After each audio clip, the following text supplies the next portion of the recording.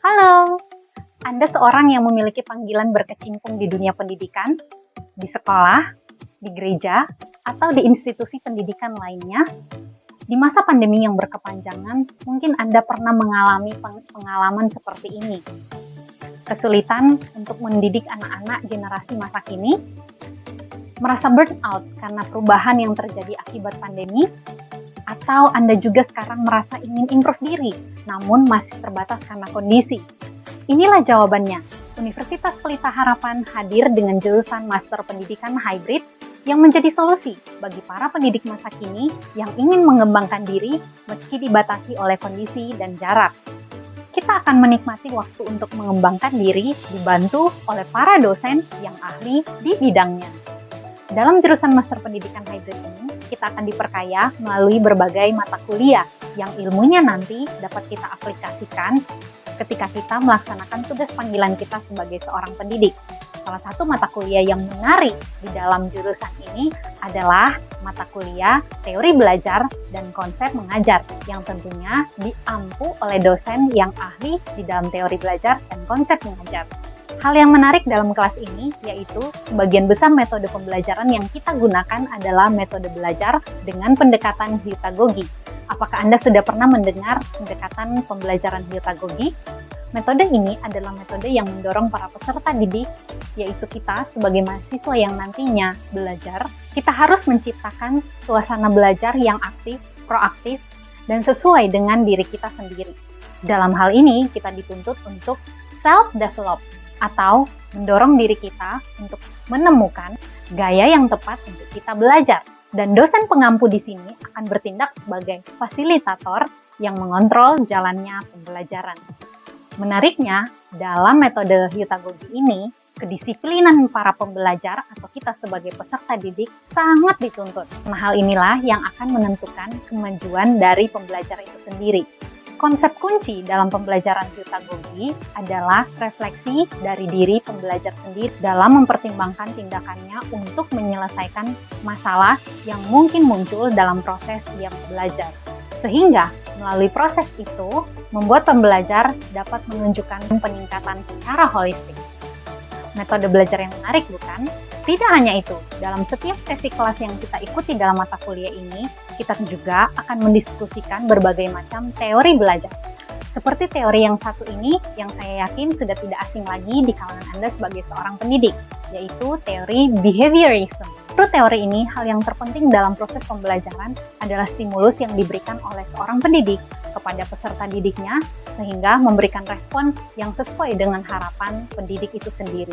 Beberapa kelebihan dari teori behaviorism seperti, pertama, mendorong pendidik untuk lebih aktif memikirkan stimulus yang tepat yang akan diberikan kepada para peserta didiknya.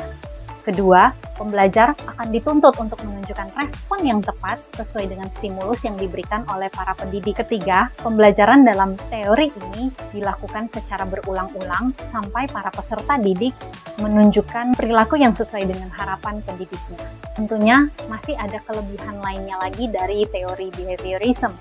Namun di samping memiliki kelebihan, teori ini juga memiliki kekurangan. Beberapa kekurangan dari teori ini yaitu, pertama, pendidik merupakan fokus yang aktif memberikan pengajaran sehingga membuat murid kurang mendapatkan kesempatan untuk mengembangkan dirinya secara kreatif. Kedua, pendidik harus menyiapkan materi pembelajaran dalam bentuk yang sudah siap dan setiap materi pembelajaran yang diberikan harus dihafal oleh para peserta didik.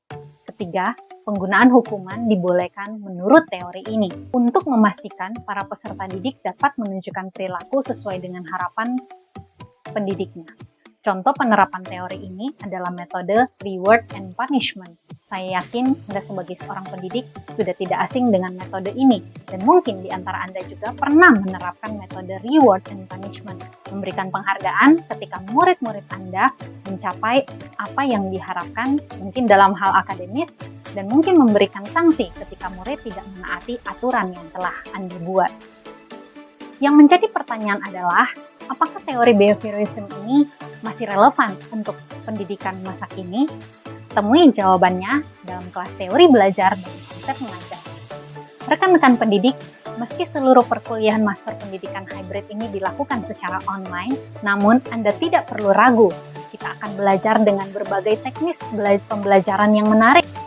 Kita akan diperkaya melalui sharing dan presentasi rekan-rekan kita, review singkat melalui video yang telah disiapkan oleh dosen pengampu melalui Moodle, dan berbagai tugas dengan penyajian yang menarik seperti kuis 5 menit, diskusi forum, sharing pengalaman penerapan metode mendidik, dan berbagai teknis penugasan lainnya yang tentunya akan banyak mengasah kemampuan kita sebagai seorang pendidik, menambah pengetahuan, serta meningkatkan skill kita dalam menyajikan pembelajaran yang menarik yang nantinya dapat kita gunakan dalam kita mengajar di tempat kita masing-masing.